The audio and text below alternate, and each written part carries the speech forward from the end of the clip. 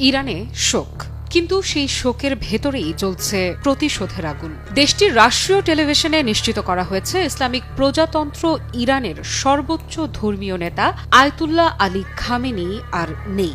এই ঘোষণার পরপরই বিস্ফোরণে ফেটে পড়েছে পুরো দেশ। এতদিনের অর্জন করা তেহরানের সকল সামরিক শক্তি একত্রিত করে এবারে যৌথ শত্রুর ঘর আগুন জ্বালিয়ে পুড়িয়ে দেওয়ার ঘোষণা দিয়েছে দেশটির অন্যতম মিলিটারি শক্তি আইআরজিসি। তাদের ভাষায় ইতিহাসের সবচেয়ে ভয়াবহ আক্রমণাত্মক অভিযান আসছে যুক্তরাষ্ট্রের ঘাঁটি ও ইসরায়েলের বিরুদ্ধে।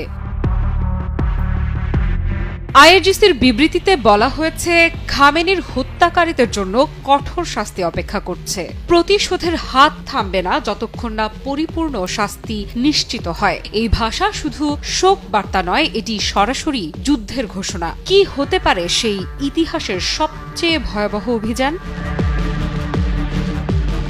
ইরানের রাষ্ট্রীয় গণমাধ্যমে সর্বোচ্চ ধর্মীয় নেতা আয়াতুল্লাহ আলী খামেনির মৃত্যুর খবর নিশ্চিত হওয়ার সঙ্গে সঙ্গেই বিস্ফোরক প্রতিক্রিয়া জানায় Islamic Revolutionary Guard Corps IRGC. তারা স্পষ্ট ভাষায় জানিয়ে দেয়, এই হত্যাকাণ্ডের জবাব দেয়া হবে। শুধু জবাব নয়, ইসরায়েল ও যুক্তরাষ্ট্রের বিরুদ্ধে ইতিহাসের সবচেয়ে ভয়াবহ আক্রমণাত্মক অভিযান পরিচালনার অঙ্গীকারও করে বাহিনীটি। এক কঠোর বিবৃতিতে আইআরজিসি ঘোষণা করে, আয়াতুল্লাহ আলী খামেনির হত্যাকারীদের জন্য অপেক্ষা করছে উচিত শাস্তি। ইরানি জাতির প্রতিশোধের হাত কখনো শিথিল হবে না, এমন বার্তাও দেয়া হয়। এই ভাষার প্রতিটি শব্দে ছিল দৃঢ়তা এবং অটল সংকল্পের ছাপ। বিবৃতিতে আরও বলা হয়, আইআরজিসি, সশস্ত্র বাহিনী এবং বাসিস মিলিশিয়া তাদের নেতার আদর্শ ও উত্তরাধিকার রক্ষায় ঐক্যবদ্ধ থাকবে। অভ্যন্তরীণ ষড়যন্ত্র হোক কিংবা বহিঃশত্রুর আগ্রাসন, সব কিছুর বিরুদ্ধে কঠোর অবস্থান নেওয়া হবে। 28 ফেব্রুয়ারি ইসরায়েল ও যুক্তরাষ্ট্রের আকস্মিক হামলায় আয়াতুল্লাহ আলী খামেনি ও তার পরিবারের কয়েকজন সদস্য নিহত হন। একই হামলায় প্রাণ হারান ইরানের সর্বোচ্চ জাতীয় প্রতিরক্ষা পরিষদের সচিব আলী শামখানি এবং আইআরজিসির একাধিক শীর্ষ কমান্ডার। কাতার ভিত্তিক সংবাদ মাধ্যম আল জাজিরা জানায়, ইরানের রাষ্ট্রীয় টেলিভিশনে খামেনির মৃত্যুর খবর নিশ্চিত করা হয়েছে। কি বুঝলেন ভাই? অনলি যেটাই চাই।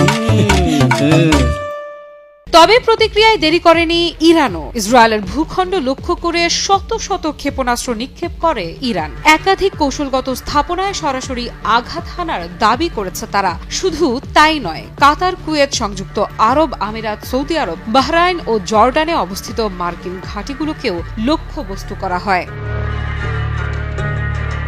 এই পাল্টা আঘাতে একটি বিষয় স্পষ্ট, ইরান নিজেকে রণাঙ্গনে একা ভাবছে না। অর্থনৈতিক ও সামরিক সক্ষমতায় ইসরায়েল ও যুক্তরাষ্ট্রের যৌথ শক্তির তুলনায় ছোট হলেও কৌশলগত দৃঢ়তা ও প্রতিক্রিয়ার তীব্রতায় তারা নিজেদের অবস্থান তুলে ধরেছে শক্তভাবে। ইরানের চোখে এটি কেবল প্রতিশোধ নয়, বরং এক ধরনের শক্ত বার্তা। আগ্রাসনের জবাব দেয়া হবে এবং তা দৃশ্যমান হবে। আফ্রিদা ইফরাত, নিউজ 24।